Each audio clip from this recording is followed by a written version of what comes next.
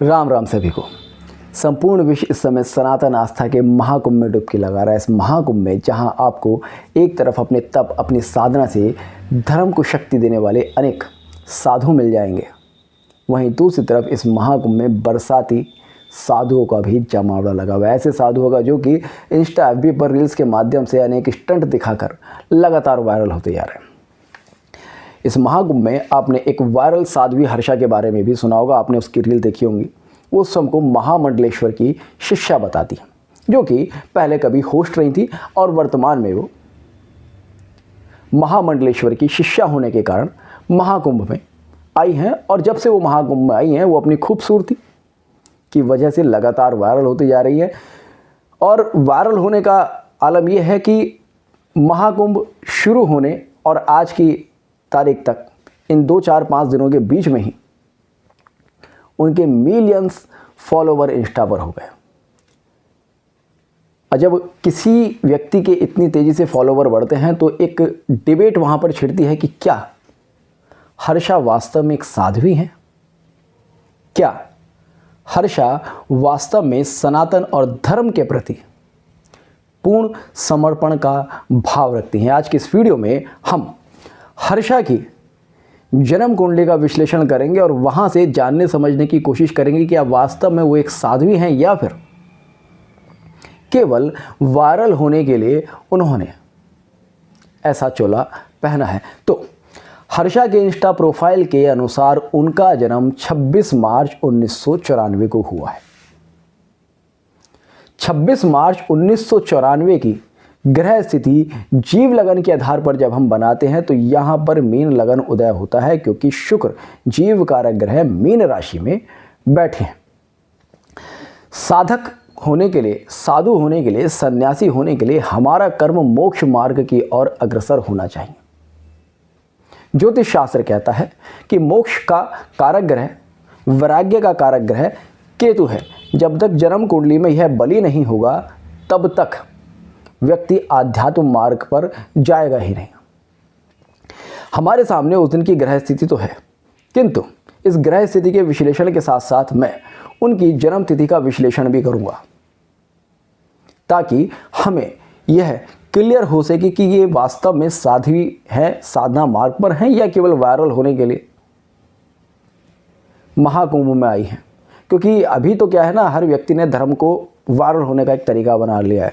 जैसे कि आपने अभी पीछे देखा होगा, वो बच्चा अभिनव अरोड़ा, जया किशोरी और ऐसे बहुत सारे लोग आ गए हैं जो कि वायरल होने के लिए धर्म के नाम पर कुछ भी कर रहे हैं। कुछ लोग जो पहले कविताएं गाते थे, सम्मेलनों में जा जा के ठाके लगवाते थे, वो आज राम कथा गाकर अपने आप में बहुत फेमस हुए जा रहे हैं। चाहे बहुत अच्छे से उन्होंने रामायण का अध्ययन ना भी किया हो, मगर फेमस होते जा रहे हैं। क्योंकि वर्तमान में तो अगर हम सभी देखें तो रामानंद सागर जी की रामायण देखने के बाद सबको रामायण का ज्ञान हो ही गया है। ओशो को सुनने के बाद सबके पास तर्क शक्ति आई गई है। तो रामानंद सागर की रामायण सुनी, पढ़ी, कुछ रामायण के पन्ने पढ़ लिए, ओशो को सुन के तर्क शक्ति आ गई और कोई भी व्यक्ति कथावाचक बनता जा रहा है, कोई भी व्यक्ति धर्म के नाम पर कुछ भी बोलता जा रहा है। तो इस समय वायरल होने के लिए, फेमस होने के लिए धर्म एक सबसे बड़ा टूल बन गया है। कोई भी व्यक्ति इतना फेमस हो जाता है कि वो मंच पर खड़ा होकर किसी को भी कुछ भी कहने का सामर्थ्य रखता है। ठीक है, अब हर्षा का जन्म हुआ है 26 मार्च को। अब इस जन्म तिथि को अगर हम कैलकुलेट करते हैं तो यहाँ पर आता है 2, that is Moon, 6, that is Venus. तो सबसे पहले इसी को कैलकुलेट कर लेते हैं, इसी को देख लेते हैं। तो साध्वी हर्षा देखने में बहुत सुंदर और इसी वजह से वो वायरल भी हुई है, क्योंकि साध्वी तो वहाँ पर बहुत सारी आई है। मगर वो वायरल क्यों नहीं हुई? क्योंकि वो बहुत ज़्यादा सुंदर नहीं थी। उन्होंने बहुत ज़्यादा फाउंडेशन नहीं लगाया हुआ था, उन्होंने हेयर कलर नहीं किया हुआ था। जो वहाँ पर और साध्वी आई वो अपना उसी वेश में आई है जिसमें वो रहती हैं।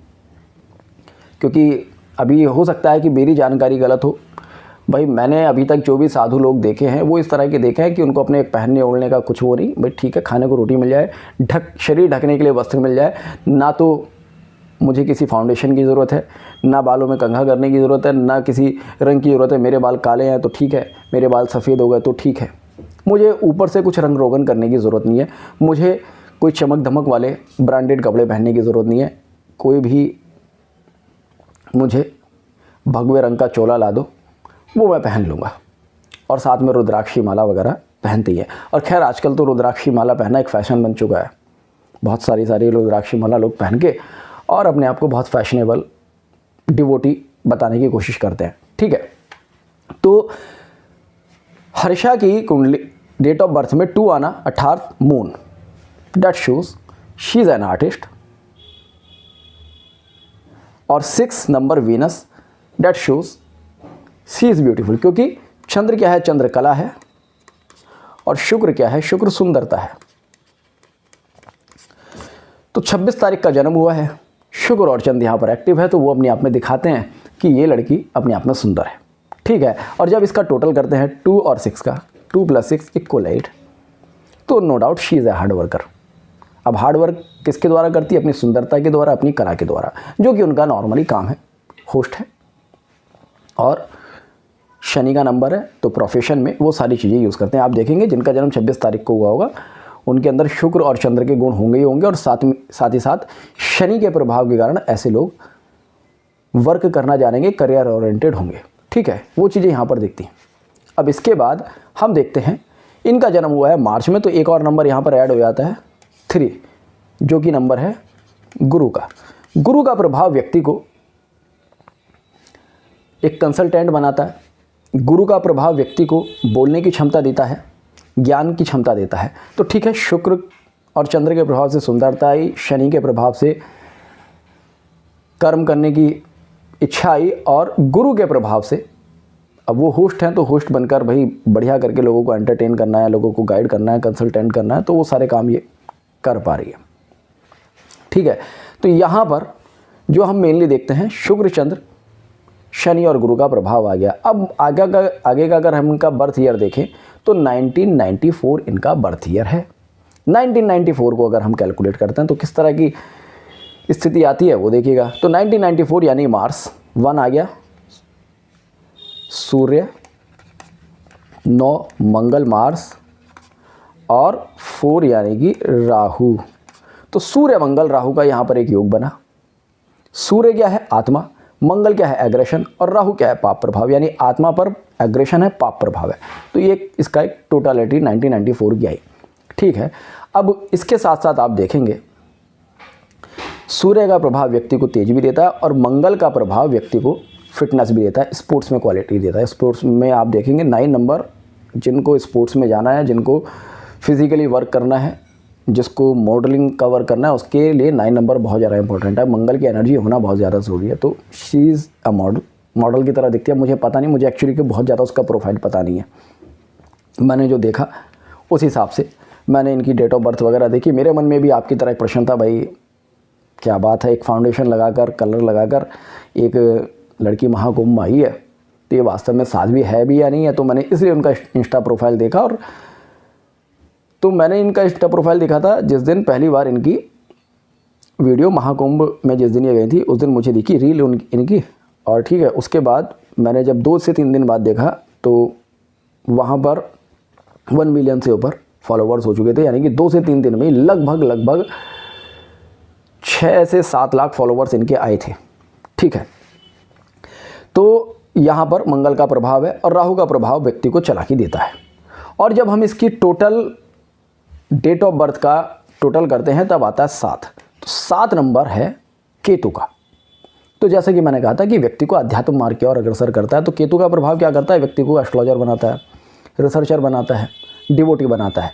तो यहाँ पर हम मोटा मोटा कह सकते हैं कि 8 नंबर और 7 नंबर का प्रभाव यानी शनि और केतु का प्रभाव इनके इस डेट ऑफ बर्थ में बनता है, तो वो इनको एक डिवोशन की तरफ ले जाने में सक्षम है। अब एक चीज़ है कि हर वो व्यक्ति जिसकी डेट ऑफ बर्थ में 8 और 7 आएगा, क्या वो हर व्यक्ति सन्यासी हो जाएगा? ऐसा पॉसिबल नहीं है। इसके लिए हमें देखनी पड़ती है जन्म कुंडली। ये डेट ऑफ बर्थ बताती है कि ये लड़की बहुत चालाक भी है, क्योंकि राहु का प्रभाव है, सुंदरता से काम लेना जानती है। चंद्र का प्रभाव क्या करता है, कई बार व्यक्ति को बहुत ज़्यादा चालाक बना देता है, क्योंकि अगर ग्रहों में आप सबसे चालाक देखेंगे ना तो चंद्र थे, क्योंकि चंद्र के ऊपर ही ब्लेम्स लगे। चंद्र ने गुरु पत्नी तारा के साथ जो किया वो सबको पता है। तो चंद्र का प्रभाव वो देता है किसी फीमेल के हॉरोस्कोप में या किसी फीमेल की डेट ऑफ बर्थ में चंद्र का प्रभाव उसे सुंदरता भी देता है, चंचलता भी देता है। तो वो उस तरह की स्थिति यहाँ पर इस लेडी के साथ है। ठीक है, अब आ जाते हैं हम इसकी जन्म कुंडली के ऊपर। ये जन्म कुंडली क्या दिखाती है, किस तरह के लिंकेज यहाँ पर दिखाती है, किस तरह की पोजीशन यहाँ पर दिखाती है, इसको समझना बहुत ज़्यादा ज़रूरी है। क्योंकि ये अगर हम समझेंगे तो हमें पता चलेगा कि ये साध्वी है वास्तव में या फिर बस ऐसे ही वायरल होने के लिए यहाँ पर आ गई फाउंडेशन लगाकर। अब देखिए सीधी सी बात है ना, फाउंडेशन लगाकर तो आपने भी देखा नहीं होगा किसी साध्वी को। अच्छा, एक और प्रश्न मेरे मन में आया कि भाई महामंडलेश्वर को क्या ज़रूरत पड़ी कि भाई उन्होंने एक मॉडल को अपना शिष्य बना लिया, और उनको ऐसी क्या ज़रूरत पड़ी कि उनको अपना एक फेस बनाना पड़ा किसी मॉडल को। क्योंकि हमारा सनातन तो साधुओं को उस दृष्टि से देखता है कि उन्हें वैराग्य है, पूर्ण वैराग्य है, उन्हें ना स्त्री का मोह है ना सुंदरता का मोह है। तो क्या वो अपनी शिष्या को यह नहीं बता पाए कि एक साधु होने के लिए आपको वैराग्य होना पड़ेगा। मैंने तो ऐसी स्त्रियां भी देखी हैं जिन्होंने धर्म मार्ग पर अग्रसर होने के लिए अपने बाल तक उतरवा दिए, केवल इसलिए कि हमें त्याग करना है। पहले सुंदरता का त्याग, पहले अपने शरीर के लगाव का त्याग, अपने रिश्तों का त्याग, तब जाकर हम एक साधु बनने के लिए, एक साध्वी बनने के लिए तैयार होते हैं। तो अब जो अपने मेकअप का त्याग नहीं कर पा रहे, अपने कलर का त्याग नहीं कर पाए, क्योंकि 1.5-2 साल से है वो साध्वियाँ, अब ऐसा भी नहीं कि भाई इमीडिएटली परसों कुंभ शुरू होने से 2 दिन पहले वो महामंडलेश्वर के साथ आई हो, महामंडलेश्वर जी ने उन्हें दीक्षा दे दी और वो आ गई तो हेयर कलर उतर नहीं पाया, ऐसा भी नहीं है ना। तो 2 साल में अगर महामंडलेश्वर ये है उनको नहीं बता पाए, तो अब ये तो एक महामंडलेश्वर के ऊपर भी प्रश्न उठता है कि भाई एक साधक बनने के लिए, एक शिष्य बनने के लिए कुछ तो उन्होंने परीक्षा रखी होगी। अब ऐसा तो नहीं कोई भी जाके कल को कहीं से भी उठकर कोई भी जाएगा वो शिष्य बन जाएगा, वो उसको अपनी मंडली में शामिल कर लेंगे और वो उनका एक स्पोक पर्सन या चेहरा बन जाएगा। क्योंकि अभी तो क्या देखिए महामंडलेश्वर को कोई जानता नहीं जानता, मगर इस साध्वी की वजह से जान रहा है और हमारे देश के लोग फॉलो भी कर रहे हैं। तो कहीं ना कहीं सनातन संस्कृति पर भी एक आघात होगा, कहीं ना कहीं सनातन संस्कृति पर भी एक प्रश्न चिन्ह भविष्य में बन सकता है। तो हमारे देश के संत समाज को इस पर कहीं ना कहीं देखने और सोचने की ज़रूरत है। ठीक है, चलिए कुंडली पर आते हैं। कुंडली क्या कहती है? शुक्र अपनी उच्च राशि में बैठे हैं, जीव कारक। शुक्र अपनी उच्च राशि में अर्थात जीव अपनी उच्चता में बैठा है, अपने उस लेवल पर बैठा है कि जहाँ पर मुझे लाइफ में हर चीज़ चाहिए। आप ऐसी फीमेल्स का हॉरोस्कोप देखना जिनका शुक्र अपनी उच्च राशि में बैठा हो, ऐसी फीमेल्स एक्स्ट्रा ऑर्डिनरी इंटेलिजेंट मिलेंगी, ऐसी फीमेल्स समाज में प्रतिष्ठित मिलेंगी और साथ ही साथ उनको नेम फेम सक्सेस की बहुत ज़्यादा चाह होगी, क्योंकि उच्चता चाहिए। अब ठीक है, नेम फेम सक्सेस की चाह है तो वहाँ पर ये प्रश्न आता है कि व्यक्ति आध्यात्मिक मार्ग की ओर भी तो जा सकता है। बहुत सारे ऐसे उदाहरण हमारे समाज में हुए हैं कि वो एक समय बहुत ज़्यादा सक्सेसफुल थे और वहाँ उनका सक्सेस से मोह भंग हुआ और उन्होंने आध्यात्म मार्ग को चुन लिया।